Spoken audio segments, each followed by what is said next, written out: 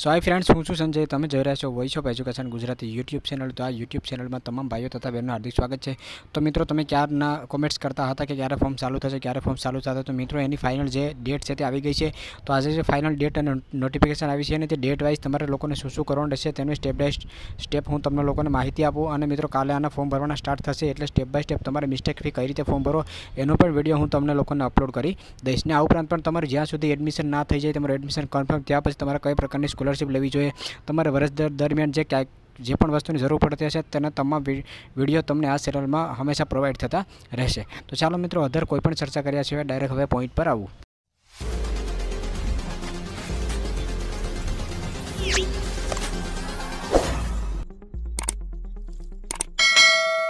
તો મિત્રો, અહીંયા તમે જોઈ રહ્યા છો તે આપણે રજિસ્ટ્રેશન માટેની જાહેરાત છે. આ ઓફિશિયલ જાહેરાત છે.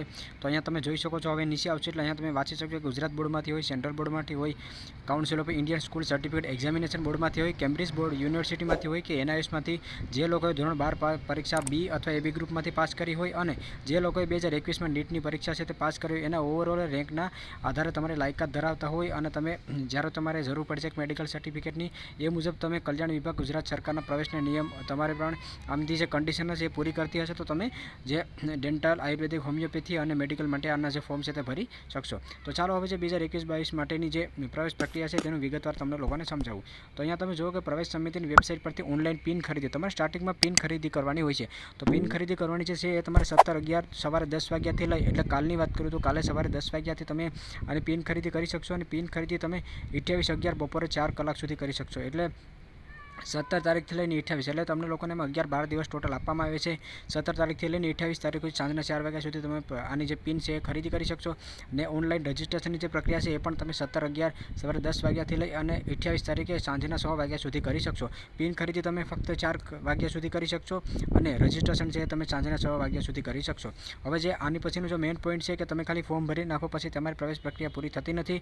ત્યાર પછી તમારે હેલ્પ સેન્ટર ખાતે જઈ અને તમારે જે ડોક્યુમેન્ટ હોય છે એ ડોક્યુમેન્ટની વેરિફિકેશન કરાવવું પડતું હોય છે. જે પેરામેડિકલમાં અમુક વિદ્યાર્થીઓએ ભૂલ કરી હતી એ રીતે તમારે નહીં કરવાની.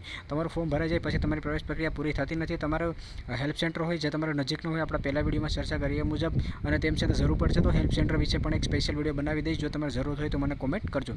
તો હેલ્પ સેન્ટરમાં જઈ અને તમારા ડોક્યુમેન્ટ વેરિફિકેશન છે તે સંપૂર્ણ કરાવવાના હશે. તમારું ડોક્યુમેન્ટ વેરિફિકેશન થઈ જશે ત્યાર પછી તમને મોબાઈલમાં એક SMS આવે છે કે ડોક્યુમેન્ટ વેરિફિકેશન કમ્પ્લીટેડ. ત્યાર પછી તમારું એડમિશન છે એ તમારું કન્ફર્મ થયું ગણાય. એટલે કે તમારી રજિસ્ટ્રેશનની પ્રવેશ પ્રક્રિયા છે એ તમારે કન્ફર્મ થઈ ગણાય.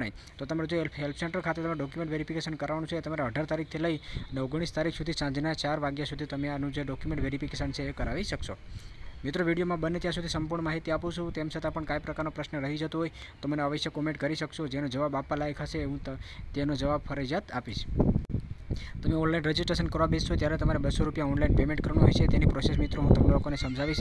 તેમ છતાં અત્યારે તમને લોકોને સલાહ આપી દઉં કે જ્યારે પણ તમે પિન ખરીદી માટે પોતે કરતા હોય તો તમે સલાહ અનુસરશો. બાકી તમે કોઈ સાયબર કાફે કે ઓનલાઈન સેન્ટરમાં જઈને ફોર્મ ભરતા હોય તો ત્યાં તમારે ટેન્શન લેવાની જરૂર ના હોય. એ લોકો તમને ફોર્મ ફિલ કરી દેતા હોય. પરંતુ આમાં તમારે લોકોને ખાસ ફોર્મ ભરતી વખતે ખાસ ધ્યાનમાં રાખવાની બાબતો એ હોય કે સબમિટ કર્યા પછી તમે સુધારો ના કરી શકો. એટલે ફોર્મ એક જ વાર ભરાય એટલે આપણે વ્યવસ્થિત ફોર્મ ભરવું. તો અહીંયા મિત્રો તમે જે 200 રૂપિયાનું પેમેન્ટ કરશો તો જો પોતે ભરતા હોય તો સારું ઇન્ટરનેટવાળું હોય એ ત્યારે જ તમારે પેમેન્ટ કરવું. નહીંતર પેમેન્ટ છે તે આમાં મોસ્ટ ઓફલી તમારો અનસક્સેસફુલ જાય છે. એટલે તમારી પાસે નેટની સ્પીડ સારી હોય તો જ તમારે પેમેન્ટ વ્યવસ્થિત કરવું. હવે ત્યાર પછી આગળ તમને વાત કરું તો તમે હેલ્પ સેન્ટરમાં જાઓ, ત્યાં તમારે જાહેર રજાઓ અને રવિવારના દિવસે હેલ્પ સેન્ટર ખાતે તમે નહીં જઈ શકશો. ત્યારે ત્યાં જાહેર રજાના દિવસે પ્રવેશ પ્રક્રિયા છે તે બંધ હોય છે. ત્યાર પછી આગળ વાત કરું તો મારે આની પછી એક સ્પેશિયલ વિડીયો બનાવવાનો છે સુરત અને અમદાવાદ માટે, કારણ કે એ બે કોલેજ માટે તમારે અલગથી સર્ટિફિકેટ કઢાવવાનો હોય છે. તો એ બે માટે હું સ્પેશિયલ અલગ એક વિડીયો બનાવીને અપલોડ કરી દઈશ જેથી કરીને તમને લોકોને વિગતવાર સમજી શકો. હવે જે લોકોને સુરત અને અમદાવાદ માટેના એડમિશન લેવાનું છે અથવા લોકલ કેન્ડિડેટ હોય એ લોકો માટે. તો મિત્રો, આજના વિડીયોમાં આપણે સ્ટેપ બાય સ્ટેપ જોઈએ. તેમ છતાં હું કાલે વિડીયો અપલોડ કરીશ કે તમારે step by step mistake free કઈ રીતે ફોર્મ ભરવું. અને આ ઉપરાંત પણ ભવિષ્યમાં જે પણ જરૂર પડશે તે તમામ વિડીયો હું અપલોડ કરતો રહીશ. તો આજના વિડીયોમાં જો તમને કોઈ પ્રકારનો પ્રશ્ન રહી જતો હોય તો અવશ્ય મને કોમેન્ટ કરજો.